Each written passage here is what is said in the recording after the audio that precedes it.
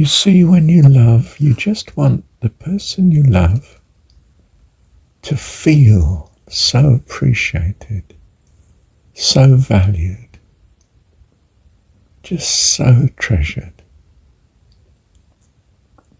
You want them to feel all the joy of knowing that, I don't know, what they are is just so valued, so appreciated, so lovely. In someone else's eyes, yours. And so God chooses us, creates us, to give him this good pleasure. A family round him that just love him to bits. Just appreciate him. And it is our incredible privilege that we are the ones he's chosen. I hope and trust that he's chosen all his creations and all of each part of his creation, everything in it, every creation, to do just that.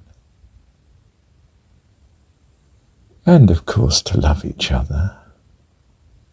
I mean, if your kids love and care for each other, you're just so bowled over with happiness and joy. When you see them helping each other, loving each other, playing, having fun with each other. Just wonderful contentment floods over you.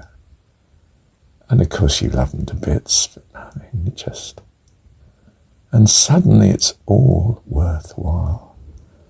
We want it to be all worthwhile, all, not bits missing, all worthwhile.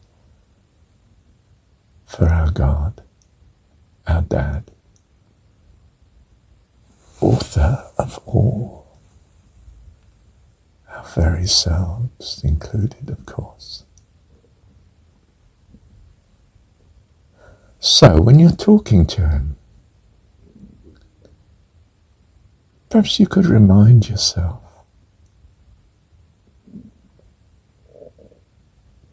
that this is what your real mission in heaven is, and anywhere else. Certainly we're sent into this world on a mission. But I mean, Jesus says, I've finished the work which thou gavest me to do. I've given them your name, I've given them the words that you gave me, and they've believed it. I'm out of here. I want the glory back. The glory you gave me, I had with you before the world was. I want them to share it, of course. I don't want them to be left out. This is a rehash of John 17, but the Marshall version. What's your version? Yes, what I was saying, what came to me was, but our eternal mission is actually in heaven. Well, is everywhere where we are. We're omnipresent with him, and that is our relationship with him. Namely, to be his joy, which is our joy too, of course. You see, we love him, and he loves us, and we love each other. Of course. Thank you, Dad. Who is this the people bless for his words of gentleness? 'Tis the Lord, or end the story. 'Tis the Lord, the King of glory. At his feet we humbly fall. Crown him, Lord of all. Ah, thank you, Dad. I'd say in passing that, well, I've been in so many churches that are really worshipping Jesus, and they seem to have lost sight of our Heavenly Father. The gods might be there in the background, but oh no, he's God anyway, sort of thing, you know. And, okay, obviously God runs with this. And there are beautiful moments. I mean, if you get a serious time in church and it's quiet,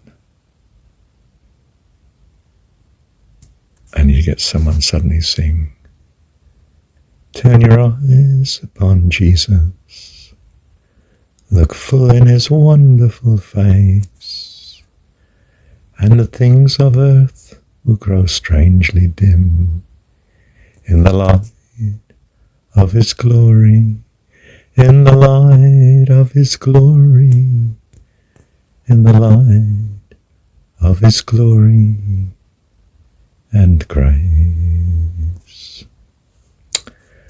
Well, okay, the object of worship there is Jesus. I just take Jesus to mean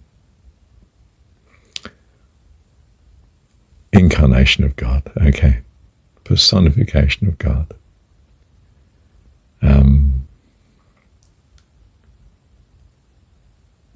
To me, I'm talking to my Heavenly Father, but I do know they're seeing it as Jesus. This man walking around Galilee 2,000 years ago. Well, that's a lot of misunderstanding. But the heart is right. And that's what's so lovely. They're worshipping the personification of all goodness. It's not an entirely accurate picture. It's not likely to be, is it? We're children. But he can handle that. He'll put it right. And loves doing it. Because he loves us. We just know we love him. Thank you, Dad.